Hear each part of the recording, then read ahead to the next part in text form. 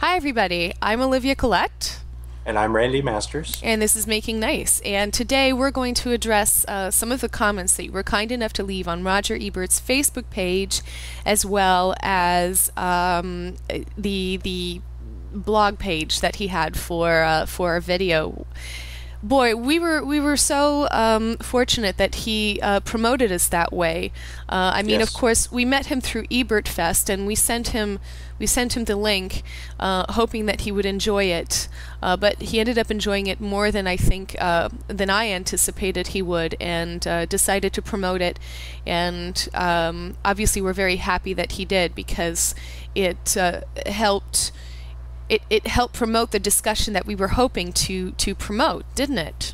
It did, yes. He's very gracious about that. So thank you so much, Roger, for linking to us on your Twitter page and Facebook, and creating a blog page just for us. And I wanted to take a moment to address some of the comments, which I think were, I mean, it was, really a very neat experience. Of course, on the internet, people can be really mean, and there was some of that, and I think we were expecting that. But we had some lovely comments from people who were very happy that this discussion was happening. And what were your feelings on some of the comments? Exactly that, and I think we got to extend the conversation past the 15-minute, limitation of our segment, into the comments. But there was some good give and take, and I think the thing that got me most is the idea of whether this is a debate where you and I are trying to score points on each other, where we see it as a conversation. Yeah. And so let's have the conversation with the commenters as well. Yeah, because I did get, first of all, to those of you who say that, I hesitate and and totally agreed. But when we did this, we never really had the pretense that we were TV ready. We just, the concept for this was, let's have a discussion. Let's have a conversation. And you're right, Randy, we're not trying to score points. We're not trying to win, and I'm sorry if I lost to some people, if I lost that discussion on NPR, but it was a discussion. To me, it wasn't a win or lose kind of situation. And I have to say, Andy, one of the things that I've benefited from in this whole discussion was, first of all, to get to know you as a rational, reasonable person. And one commenter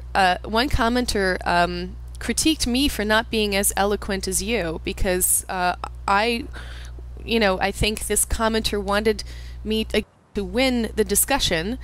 And I mean, I felt that I made some pretty good points. You said that I made some pretty good points, but Absolutely, you did. It seems that you were more eloquent than I was. And I have to say, leftists there, isn't this what we want? We're constantly criticizing the right for being stupid. Here we are, you and I, we're having this discussion. You're obviously an intelligent person who's taken some time to nurture and to develop these beliefs that you have. Thank you. Even though we don't agree on a lot of things, I have not been under the impression so far that you're pulling anything out of your you-know-what. And that there is some reflection to what you're saying, and that's the whole point of these discussions. It is the whole point, and first and foremost, you and I are having a conversation, and what we're trying to do is hear each other. I said that in the comments as I replied to the comments. I have a lot to learn from you, certainly about Canada. I know very little about Canada. I have traveled limited through Canada. We can have some great discussions about socialism as it applies to Canada versus America. I have a lot to learn about your worldview and your belief system and your land. And so I'm just trying to hear you as we talk, and not win over you either in debate styles or I just want to have a conversation and hear you. Yeah, and I feel the same way, and I felt in the process, and even when, I mean, of course, when the videos sort of went public, and friends of mine on my Facebook, got wind of this, and And I mean, obviously, a lot of my friends share my worldview, and they were saying some things that some commenters were saying as well. How, like, how can you have a discussion with someone who's batshit crazy? All right. And and I found myself defending you. Do I look crazy? Well, first of all, you're not, and I mean, I had to correct. I was like, well, he's not crazy. He's actually a really reasonable person. Thank you. And just because we don't agree, it doesn't mean that I don't feel like I'm getting something out of these discussions. Um, I, I could sit here and talk all night with somebody who shares my worldview, but what's the point? Right, exactly. What's the point? We already agree, so we're not advancing anything, and yeah. So I'm coming to your defense, and they're like, well, then did you switch? Then are you right wing now? Is that what it is? And it's so frustrating because that's exactly why we're having this discussion, because people on both sides are so polarized that they assume that just because you can actually have a discussion with somebody with an opposing worldview that it means that you've made a switch. And it Right. doesn't. It doesn't. We're both reasonable people, and what we are mostly is new friends. And what we can model Absolutely.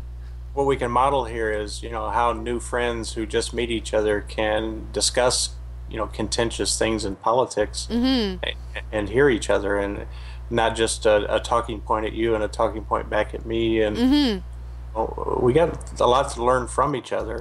And We do. this is how people talk at work or at um, social gatherings, that are not cable TV networks yelling at each other. Yeah.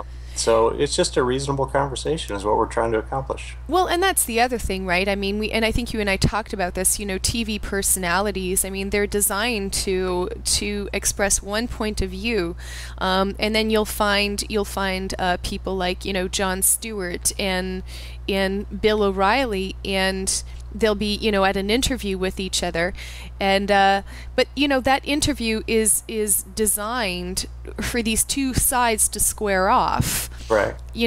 They're not designed. I mean, it would be nice to just hear those two people who are, maybe, I mean, Jon Stewart is definitely a much better orator than I am, and it would be nice Yeah. to hear him just have a conversation with Bill O'Reilly. I mean, I think Bill O'Reilly is a vile TV personality personally, but I watch him every night. I watch him every of night. course you do. But it would be nice to have a situation where these two fantastic speakers who know how to be poignant, who are really good off the cuff, just to see them having a civil discussion with each other. But that's never going to happen because they're TV personalities, and that's not what TV is designed to do. And so this project is in response to what TV can't do. It might not be the best TV you've ever seen, but it's two sides that desperately need to have a discussion with each other, and that need to pave the way for other people to have the same kinds of discussions with each other, because this picketing against each other isn't getting anybody anywhere. Right. And at some point, if one side wins an election or another side wins an election, we will have to learn to get along. We're going to have to learn to make compromises. It'll be impossible for one side to enact all of the policies that it wants to enact, and that's true of any government. There's always going to be a strong opposition. And rather than being a strong, loud opposition, what if we can learn to just dialogue with each other, hear each other? This process has made me respect you so much. And And me as you as well. and we're doing this. One thing that's wrong with the internet, and we broached this, I think, in our first episode. And here we are. We're not anonymous. We're forced to look at each other. We're forced to let each other have our turn, even though I'm long-winded and I know that. And that makes a huge difference in the discourse. It's so easy to leave hurtful comments on somebody else's Facebook page. It's so easy to do that. It's not easy to sit there and look you in the eye and say, I think you're crazy. Right. It's not Yeah. easy to do that, and We it's wouldn't almost say those impossible. things to each other. Right. We wouldn't say those things to each other because No. now that we get to speak in person, we realize that that's not the case. Can I say about comments? As I've commented on Roger Ebert's journal for 2 years now, I've developed a fairly thick skin as the only conservative on there. But two things that always strike me as funny. One is every now and then someone will say, "We think you're just making this up to be provocative, and we don't think you really believe this point. We think you're just making it up." Rogers even said that to me once. Are you just saying this to provoke? And I can assure you, I'm never doing that. Everything I say in this thing is what I actually believe. It's what I've been thinking about. It's what I walk around all day thinking about. So my comments are real. The second thing is, if you're just going to call me a tool or a right-wing puppet or a Fox News puppet or Hitler, or I've heard all those things. It's not new. Don't waste time doing that. Let's have a conversation. So, fortunately, I haven't seen that in the batch of comments on this. I think they've been very high level, and I appreciated them. Yeah, yeah. I mean, even the harshest criticism that I think I faced, which was by a commenter, that I mentioned earlier, uh, even though I was a little offended by that commenter's criticism, I was still I still had to admit, how well expressed that commenter's opinions were.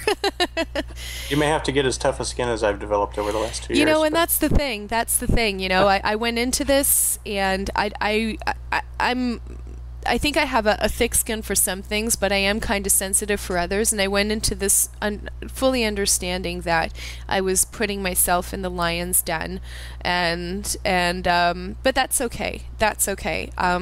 I think what we're doing is important. I think it's worth it to get a few scrapes. Sure. Because this is what we're doing represents what I want the future political debate to look like, and Yes. and I hope it does. I mean, I don't have any illusions about changing the world. That's not what I'm trying to say. It's just that,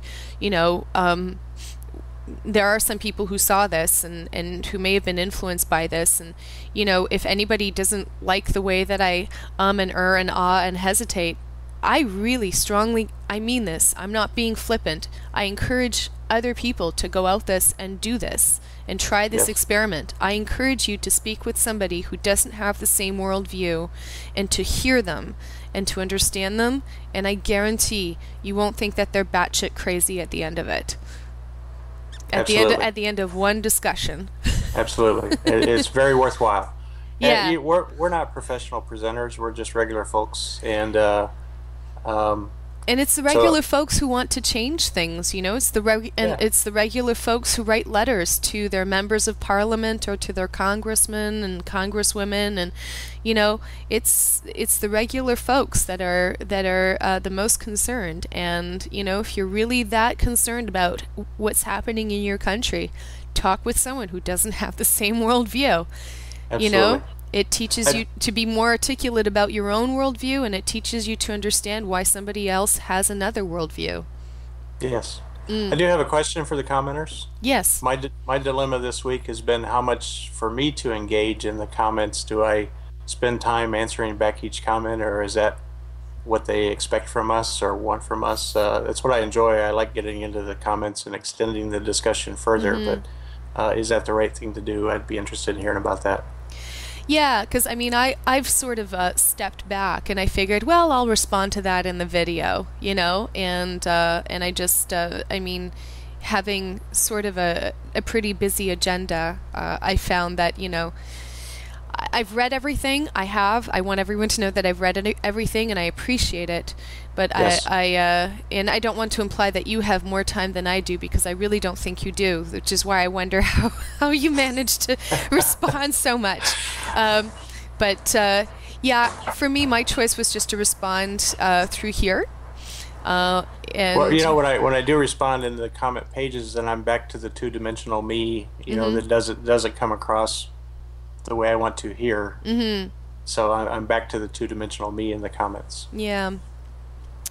I don't know. I mean, that's going to be your call, Yeah, and I think that when you do a comment, you state your case pretty. What I have to say as well is that it's just my perception of you online has also changed just from having spoken to you. So I hope that happens to other people. I hope they feel the same way too. Those who have been sure. following your comments on Roger's blog. Anyway, we'll have to wrap this up. But A pleasure talking with you as always. Thank you, And Olivia. Good discussion. look forward to the next one. We'll see you in the comments. That's right.